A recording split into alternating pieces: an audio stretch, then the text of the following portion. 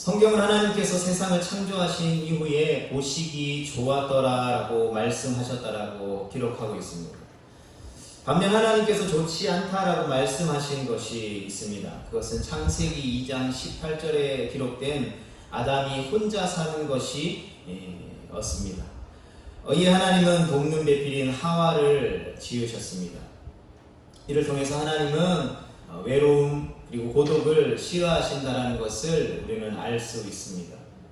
하나님의 형상대로 지음받은 우리 인간도 외로움과 고독을 싫어하죠.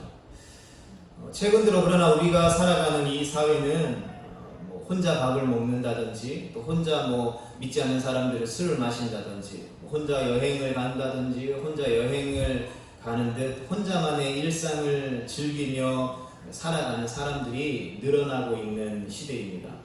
코로나라는 이 3년의 시간들을 거치면서 급속도로 그러한 현상들이 더 활성화되었다고 볼 수 있습니다.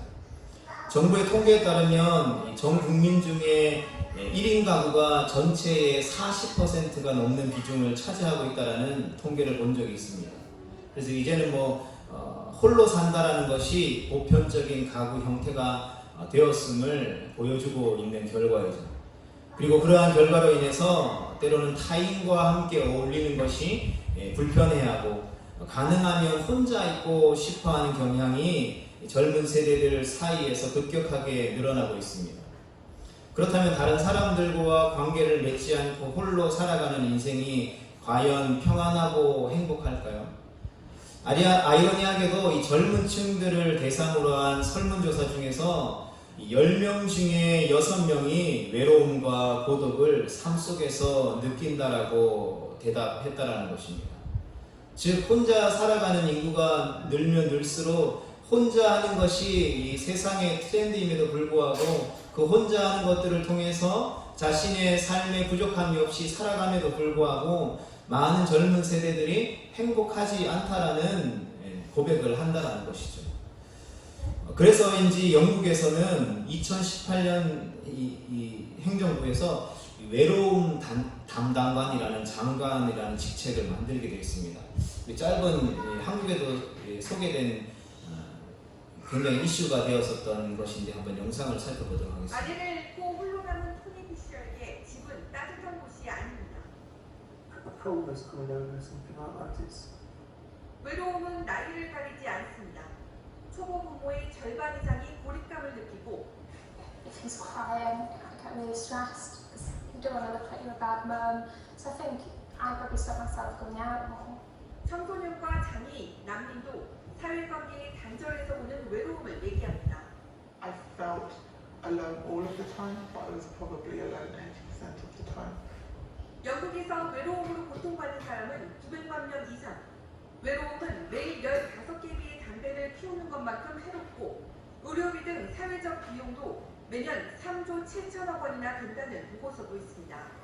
영국 정부가 사회적 질병이 돼버린 고독과 맞서겠다며 담당 장관을 임명한 이유입니다. But just as loneliness can affect any of us, so any of us can help to tackle it. 장관 임명과 함께 첫 발을 뗀 영국 정부는 기금을 조성하고 실태 조사에 착수하기로 했습니다. 1인 가구와 혼밥족이 들고 있는 우리에게도 남의 일만은 아닙니다. 당신은 외로우십니까? 우리 모두가 서로에게 묻고 또 함께 얘기해야 할 질문이 되고 있습니다. MBC 뉴스 정신혜입니다. 네, 이 기사가 2018년도 이제 2월달에 나왔던 기사인데요. 벌써 3년, 4년이라는 시간들, 5년 가까이 시간들이 지났죠. 여기 영상에서 나왔던 것처럼 외로움이라고 하는 것이 하루에 담배 15개 피를 피우는 것과 같은 건강에 해로움이 있다는 연구 결과를 발표했죠. 영국 정부가 이러한 외로움 담당 장관을 세운 것은 외로움이 단순히 개인의 어떤 불행이 아닌 사회적인 전염병이라는 것이죠. 그래서 공동체의 건강을 위협하는 국가적인 문제로 인식했다라는 것입니다. 이때 이 기사가 나오면서 이것이 이슈화가 되면서 한국에도 이러한 외로움을 담당할 수 있는 부처들이 생겨야 되지 않겠냐라는 이렇게 연구 결과나 논문들도 발표된 것을 보게 됩니다. 하나님의 형상대로 지음받은 인간은 반드시 누군가와 더불어서 살아야 한다는 것이죠. 사람은 결코 혼자서 살아갈 수 없다는 것을 말해주고 있습니다. 우리가 잘 알고 있는 사람 인자라고 하는 한자를 보면 두 획이 이렇게 서로 기대어 있는 모습이죠. 이처럼 사람은 누군가와 관계를 맺으면서 살아가게 되어 있습니다. 그래서 인간에게 있어서 관계는 그 어떤 것보다도 가장 중요하다는 것이죠.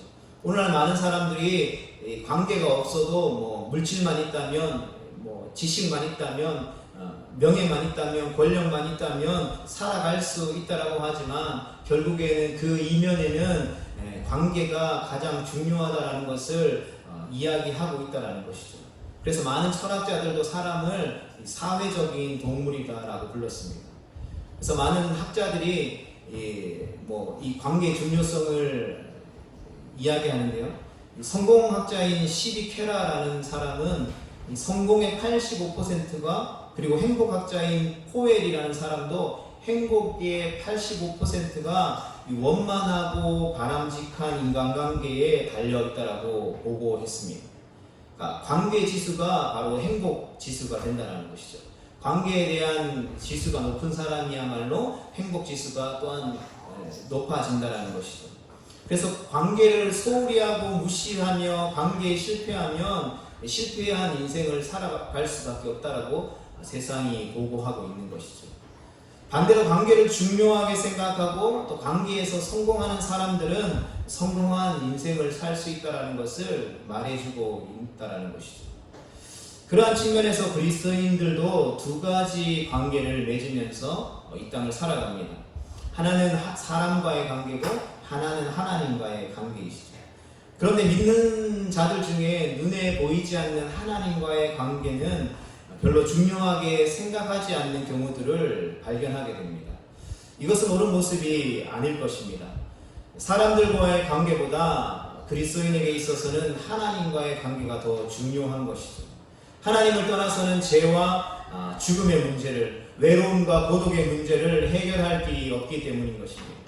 하나님과의 관계가 없으면 하늘로부터 임하는 참된 평안과 기쁨을 온전히 누릴 수 없다는 것이죠.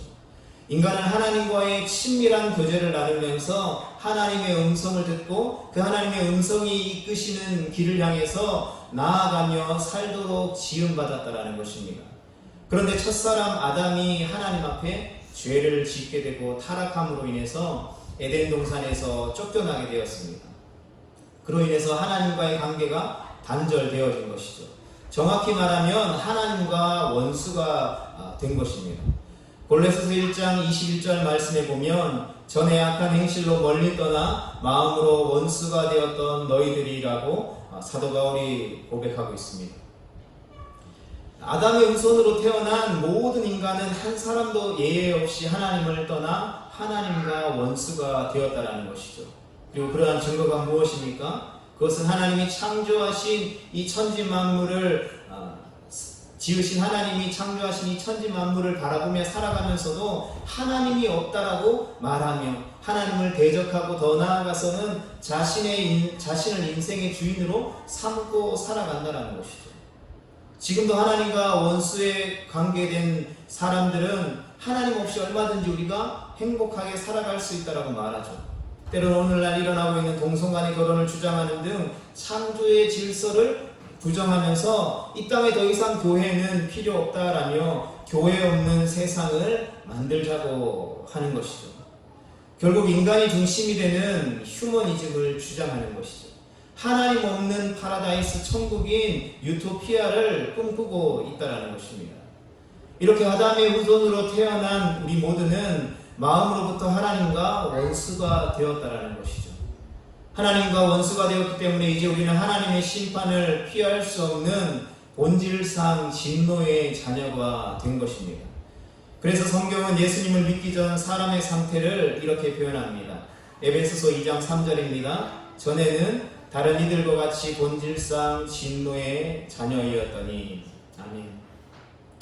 하나님과 원수가 되고 하나님의 진노를 피할 수 없는 본질상 진노의 자녀가 된 자들의 마음 가운데 어떻게 평안함과 기쁨과 자유함이 있을 수 있느냐는 것이죠. 하물며 세상의 권력자와도 뭐 직장 생활을 하는 사람들은 직장 상사들과의 관계 속에서도 불편한 일들이 생기면 잠을 이루지 못할 것인데 전능하신 하나님과 원수된 관계 속에서 살아가는 인생들이 온전함과 평안함과 참된 자유를 누린다는 것은 결코 말이 되지 않는다는 것이죠. 아담과 하와를 우리가 기억할 것입니다. 그들이 하나님 앞에 범죄하고 난 이후에 가장 먼저 경험한 것이 무엇입니까? 그것은 바로 두려움이라는 것이죠.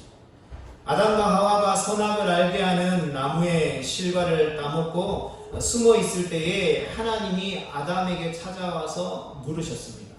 창세기 3장 9절에 아담아 내가 어디 있느냐 물으셨죠. 그때 아담이 대답합니다. 창세기 3장 10절 말씀에 내가 벗었으므로 두려워하여 숨었나이다. 여러분 하나님을 떠나 원수된 관계를 맺고 본질상 진노의 자녀로 살아가는 사람들은 두려움 속에 살 수밖에 없다라는 것입니다. 얼마나 많은 사람들이 오늘날 두려움과 불안 속에서 인생을 살아가고 있습니까? 죽음에 대한 두려움. 우리가 코로나라는 3년의 시간들을 거치면서 사람들이 평안하고 기쁘고 즐겁고 행복하다, 내가 지금 살아가는 이 삶이 너무나도 좋다라고 이야기하지만 바이러스 하나조차도 두려워하는 인간의 연약함과 나약함을 우리가 몸소 체험했다는 것이죠. 그리고 실패에 대한 두려움이 있습니다. 실패에 대한 두려움으로 젊은 세대들을 중심으로 공무원, 평생 직장이라고 하는 안정감을 주는 공무원에 대한 지원율이 높아져가는 모습들을 보게 되는 것이죠. 미래와 질병 그리고 헤어짐에 대한 두려움 등 수많은 두려움을 우리가 안고 살아간다는 것이죠. 다른 것으로 포장하고 가면을 쓰고 그것을 감추고 있을 뿐이지 우리 내면 깊숙한 곳에서부터 두려움을 가지고 살아간다는 것이죠. 그러하기에 오늘 우리가 가장 먼저 회복해야 할 것은 하나님과의 원수된 관계를 청산하고 주님과의 그 원수된 관계를 회복해야 한다는 것이죠.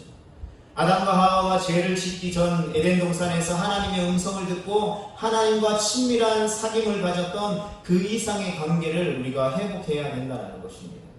아담의 후손으로 살아가는 우리에게 있어서 가장 필요한 일은 그 어떠한 것도 아닌 바로 하나님과의 관계에 있다는 것입니다. 모세가 시내산에서 받은 10계명을 한번 기억해 봅시다. 하나님과 관련된 계명을 먼저 우리에게 주셨죠. 하나님과의 관계를 회복하는 것이 삶 속에서 하나님과의 관계를 날마다 점검하는 것이 먼저이기 때문이라는 것이죠. 사람과의 관계를 우리가 신경 쓰는 것이 우리의 삶의 우선순위가 아니라 매일 아침에 눈을 뜨고 매일 하루에 눈을 감는 그 잠자리의 시간에서 우리가 점검해야 되는 것은 하나님과의 관계라는 것이죠. 왜냐하면 하나님과의 관계가 뒤틀리면 모든 것이 뒤틀릴 수밖에 없기 때문에. 그러나 하나님과의 관계가 바로 세워지면 모든 것이 바로 세워지게 되는 것이죠. 때로는 우리가 하나님과의 관계가 바로 섰다라고 이야기하면서 공동체 안에서 또 다른 사람들과의 관계 속에서 그 관계를 온전히 가져가지 못하는 경우들을 보게 됩니다. 어떤 면에서 원칙적으로 보면 하나님과의 관계가 바로 서 있음에도 불구하고 사람과의 관계가 불편함을 느끼는 사람은 하나님과의 관계를 점검해 볼 필요가 있다는 것이죠. 다시 점검해 볼 필요가 있다는 것입니다. 물론 연약함이 있고 부족함이 있을 수 있다는 것이죠. 그러나 하나님과의 온전한 관계를 맺고 있다면, 하나님이 주시는 온전한 말씀 안에 거하고 있다면, 하나님이 임재하시는 그 예배 가운데 하나님이 공급하시는 그 은혜와 능력을 경험하는 삶을 살아가고 있다면 우리에게 주어진 관계 속에서, 이웃과의 관계 속에서, 가정에서의, 직장에서의 그러한 삶의 모든 관계 속에서 연약함은 있을 수 있겠지만 온전하고 바른 관계를 맺기 위해서 몸부림칠 수 있다는 것이죠. 그러나 많은 사람들이 하나님과의 관계보다는 사람과의 관계를 더 중요하게 생각합니다. 그러나 그것은 잘못된 생각이죠. 하나님과의 관계가 먼저이기 때문에 우리는 잘못된 이 우선순위를 바로잡을 필요가 있다는 것이죠. 그러면 하나님과의 원수된 관계를 우리는 어떻게 회복할 수 있습니까? 어떻게 그 원수된 관계를 청산하고 타락하기 이전에 아담과 하와처럼 하나님과 함께 교제하며 하나님의 음성을 들으며 하나님의 그 은혜 안에 머물 수 있는 화목한 관계를 맺을 수 있습니까? 방법은 하나죠. 오늘 본문 말씀에 기록하고 있는 것처럼 영접하는 자, 곧 그 이름을 믿는 자들에게는 하나님의 자녀가 되는 권세를 주셨으니. 아멘. 하나님과의 관계를 회복하는 것이 하나님과 우리 사이의 화목제물이 되신 하나님의 아들 바로 예수 그리스도를 영접하는 것입니다. 예수 그리스도의 이름을 믿는 것이고 예수님을 믿으면 하나님과의 관계가 회복되어지는 것입니다. 너무나도 간단하지 않습니까? 그러나 이것이 기독교의 핵심 신앙인 것이죠. 우리가 하나님과 원수된 이유, 우리가 본질상 진노의 자녀가 된 이유는 모두 죄 때문이죠. 죄가 우리로 하여금 하나님의 품을 떠나게 만들었습니다. 그 죄가 우리에게 죽음과 불행과 가난과 질병과 온갖 두려움들을 가져다 준 것이죠. 그런데 2000년 전 하나님의 아들 예수 그리스도가 이 땅에 인간의 몸을 입고 약속하신 예언의 말씀대로 찾아오신 것입니다. 가장 낮고 천한 인간의 모습으로 오셔서 온갖 고난을 받으시고 십자가에 달려 죽으심으로 하나님과 우리 사이의 죄악의 문제들을 해결해 주신 것입니다. 예수님께서 바로 우리의 죄를 대속해 주신 것이죠. 그가 흘린 보혈의 피로 말미암아 우리의 죄를 대신 속죄하여 구원에 이르도록 하셨다는 것입니다.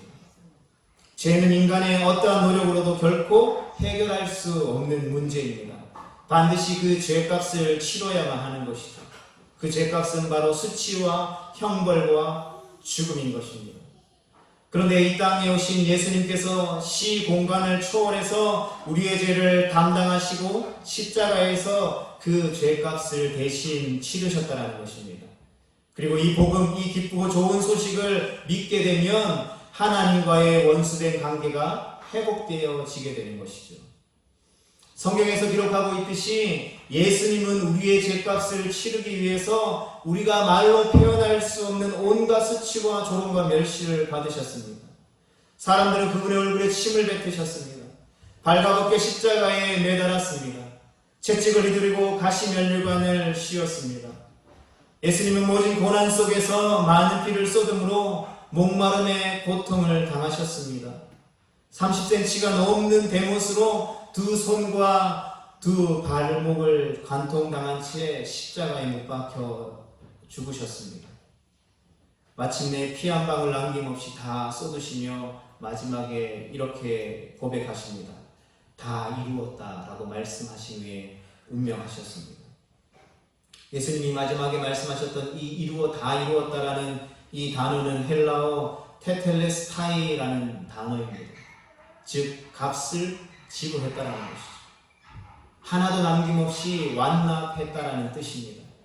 예수님께서 십자가에 달려 죽으심으로 말미암아 우리의 죄값을 완벽하게 지불하셨다라는 사실들을 예수님께서 그 십자가의 상에서 선포하고 고백하셨다라는 것이죠. 그러므로 누구든지 예수님을 믿고 그분을 영접하기만 하면 하나님과 원수되었던 관계를 회복할 수 있는 것입니다. 우리는 그저 마음의 문을 열고 십자가에 달려 죽으심으로 우리의 죄값을 치르신 예수님을 믿기만 하면 되는 것입니다. 나의 죄인됨을 고백하고 예수님을 나의 구주로 나의 인생의 주인으로 영접하기만 하면 우리 예수님과 우리 사이의 관계가 맺어지게 되는 것입니다. 이것이 오늘 우리가 받은 놀랍고 신비로운 은혜인 것입니다. 우리가 이 은혜를 통하여서 예수님을 영접하면 어떠한 일이 벌어집니까? 나를 위해 십자가에서 죽으시고 부활하신 예수님과 우리가 연합되어서 주님 안에 거하게 되는 것입니다.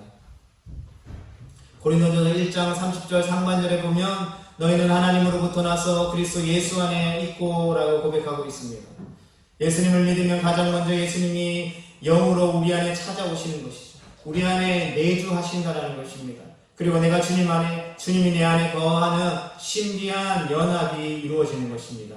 뿐만 아니라 요한복음 14장 20절 말씀에 보면 그날에는 내가 아버지 안에 너희가 내 안에 내가 너희 안에 있는 것을 너희가 알리라 라고 말씀하고 있습니다. 예수님 또한 우리와의 관계를 이렇게 묘사하셨습니다. 요한복음 15장 5절 말씀에 나는 포도나무여 너희는 가지라 그가 내 안에 내가 그 안에 거하면 사람이 열매를 많이 맺나니 나를 떠나서는 너희가 아무것도 할 수 없음이라. 아멘. 나무와 가지는 하나입니다. 아무리 튼튼한 가지로 있다 할지라도 나무를 떠나면 나무에서 잘려지면 말라 죽기 마련입니다.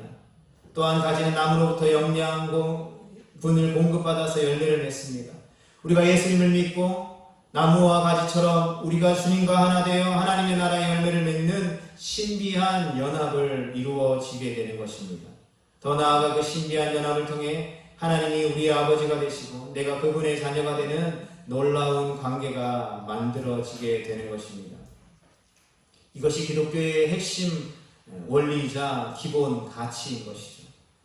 그 어떠한 수련이나 고행을 통해서 얻어지는 것이 아닙니다. 누구든지 예수님을 믿으면 하나님이 나의 아버지가 되시고 나는 하나님의 자녀가 되어지는 것입니다. 세상을 창조하신 말씀으로 온 천지 만물을 다스리고 통치하시는 그 하나님을 아빠 아버지라고 부르게 되는 것입니다. 우리 갈라디아서 4장 6절 말씀을 함께 읽어보겠습니다. 시작. 너희가 아들이므로 하나님이 그 아들의 영을 우리 마음 가운데 보내사 아빠 아버지라 부르게 하셨느니라. 아멘. 하나님께서 그 아들의 영을 우리 마음 가운데에 보내어 주시는 것입니다. 그래서 우리 마음으로부터 하나님을 아빠 아버지라고 부르게 하셨다라는 것이죠. 여러분, 우리가 읽었던 이 갈라디아서 4장 6절에 나오는 이 아빠 아버지라는 표현, 세상의 그 어떠한 종교가 상상할 수 없는 놀라운 고백인 것입니다. 비록 법적으로는 아버지와 자녀의 관계가 맺어진다 할지라도 마음으로부터 우러나오는 아버지에 대한 그 사랑과 친밀한 감정이 없다면 아버지와 자녀의 관계는 그 어떠한 의미도 없을 것입니다. 따라서 우리는 하나님을 의무적으로 부르지 않죠. 하나님으로부터 우러나오는 하나님을 향한 친밀함과 사랑을 가지고 아빠 아버지라고 부르는 것입니다. 아빠 아버지를 만나러 갈 때에 그 누구도 의무적으로 나아가지 않습니다. 그 아빠 아버지와 대화하며 즐거운 시간을 보낼 때에 아빠 아버지와 나는 의무적으로 시간을 가져야 해, 내가 싫어도 아버지와 시간을 가져야 된다라고 하는 의무적인 감정이 들지 않는다라는 것입니다. 자녀들이 아버지와 함께 시간을 보낼 때에 그 시간은 너무나도 즐겁고 행복한 시간인 것이죠. 자원에서 매일매일 함께하고 싶은 시간이다라는 것입니다. 어떤 피조물이 세상을 창조하신 창조주 하나님을 자신의 아버지라고 부를 수 있겠습니까? 오직 이 땅에 하나님의 아들 예수님만이 하나님을 아버지라고 부를 수 있다는 것이죠. 그런데 우리가 하나님의 아들인 예수 그리스도를 영접하면, 믿게 되면 그 아들의 영이 우리 안에 내주하심으로 말미암아 우리도 그 하나님을 아빠 아버지라고 부를 수 있게 되는 것입니다. 하나님의 자녀된 자들에게는 하나님의 자녀만이 누릴 수 있는 그 권세가 있다는 것이죠. 언제든지 하늘 하나님 아버지께 나아갈 수 있다는 것입니다. 하나님의 아들로부터 하늘의 아빠 아버지 앞으로 투정도 부리고 또 필요한 것에 대해서는 당당히 요구할 수도 있다는 것이죠. 또한 언제든지 아버지 앞으로 나아가 부르짖어 기도할 수 있다는 것입니다. 성도 여러분, 말씀을 정리하면서 우리가 예배 가운데 나아가서 하나님을 만나고 또 기도를 통해서 하나님 앞에 우리의 마음과 형편을 이야기할 수 있는 것은 아무나 하는 것이 아니라는 사실을 우리가 기억했으면 좋겠습니다. 예수 그리스도를 구주로 영접함으로 말미암아, 예수님을 믿음으로 말미암아 예수님이 친히 하나님과 우리 사이에 그 원수된 관계를 회복하여 주시고 그 하나님을 아빠 아버지라고 부를 수 있는 그 관계를 회복하게 해 주심으로 말미암아 그 관계가 회복되어진 자녀들에게 주어진 특권이라는 것입니다. 하나님의 자녀가 된 자가 하늘에 계신 하나님 아버지께 하는 것이죠. 그래서 우리가 예배드리고 우리가 기도하는 대상은 바로 하늘과 땅의 권세를 가지신 하나님 아버지라는 것입니다.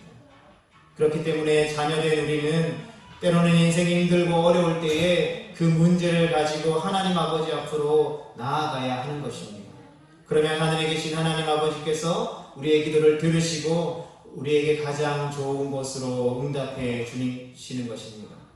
마태복음 7장 11절 말씀을 다 함께 읽어보겠습니다. 시작.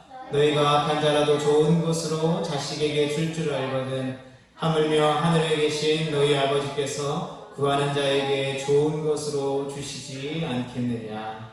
아멘. 하늘에 계신 하나님 아버지는 우리가 구할 때에 우리의 영혼에 가장 좋은 것으로 응답해 주시는 좋으신 하나님이십니다. 그러므로 늘 하나님 아버지 앞에 나아가 구할 수 있는 우리 모두가 되어질 수 있기를 축복합니다.